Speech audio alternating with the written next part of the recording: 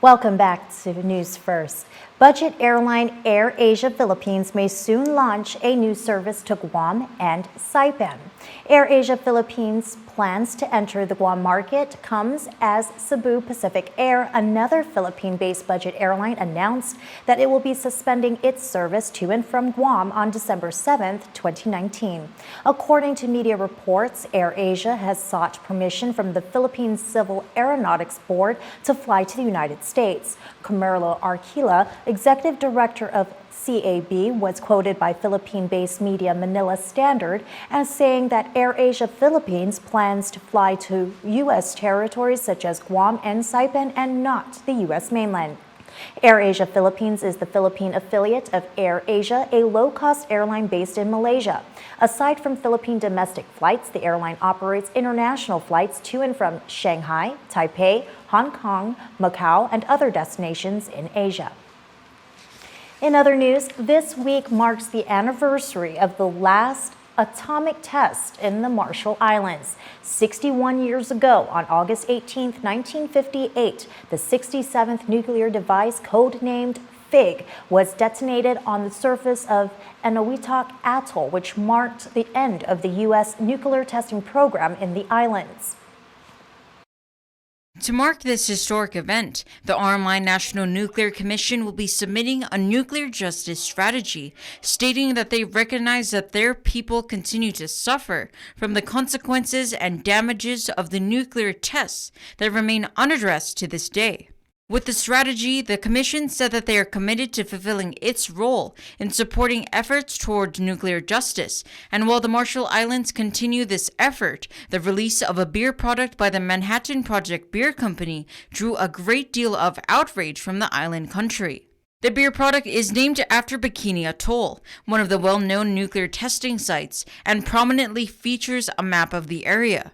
In an official release, the Commission says, I quote, "The anger of the Marshallese people is understandable. This is just another example of an American entity profiting from the appropriation of names and places that do not belong to them. Bikini is not a beer, a bathing suit, or the home of SpongeBob SquarePants. It is the ancestral homelands of the Bikinian people who cannot reside there today because of lingering radiation from U.S. nuclear weapons tests conducted on the islands during the Cold War." The Commission calls on the Manhattan Project Beer Company to engage in dialogue with the people of Bikini Atoll and to hear directly from their community members about their reaction to the product.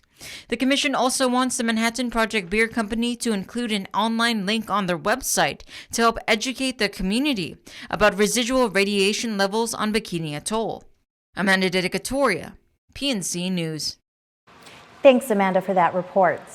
Well, if you missed the lovey-dovey days of the 90s R&B, it was brought back to the island for one intimate night with the arrival of Brian McKnight. PNC's Ayana Shed has this report.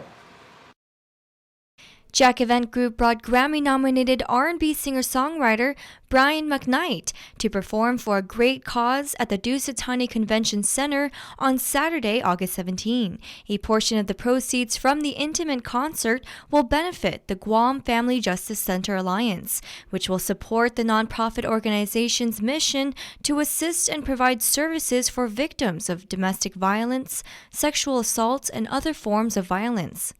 At a press conference just a day before the big night, McKnight shares that he is happy to be on Guam and to support the Enough is Enough movement. But it's also great to be here, not only just for me and my music, but to be here for a cause, which is near and dear to all of your hearts. So we're gonna, twofold, that we get to have a show, we get to have some fun, but we also get to bring awareness to something that is very, very important, and hopefully, like you said, soon, enough could really be enough. On Saturday, the doors opened at 6:30 p.m. with an opening performance by local artist Ellery Sablon, performing a couple of her original songs. After was a performance from the visiting cast of Guam's upcoming Mamma Mia production.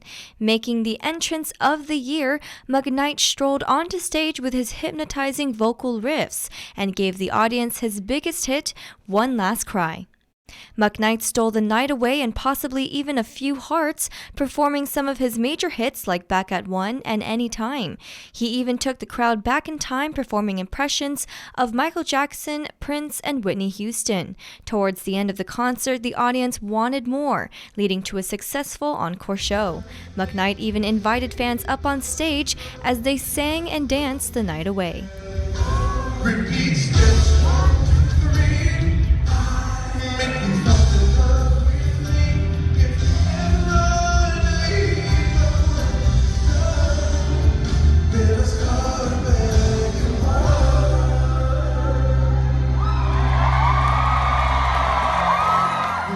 For PNC News, I'm Ayana Shed. And Ayana Shed is standing by with today's weather report.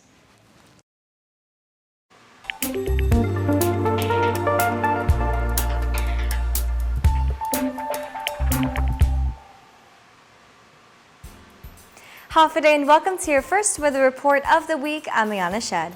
Thanks for tuning in. Now that we've finally tackled the first day of the week, we can settle into a lovely evening with lows at a comfortable 76 degrees with light south winds at 5 to 10 miles per hour.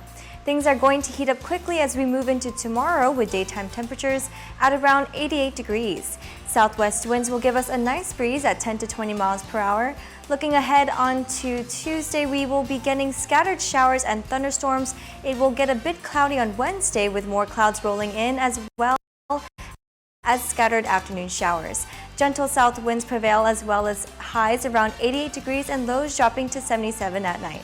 A monsoon trough is bringing in all this rain, so be sure to pack an umbrella in case you get caught.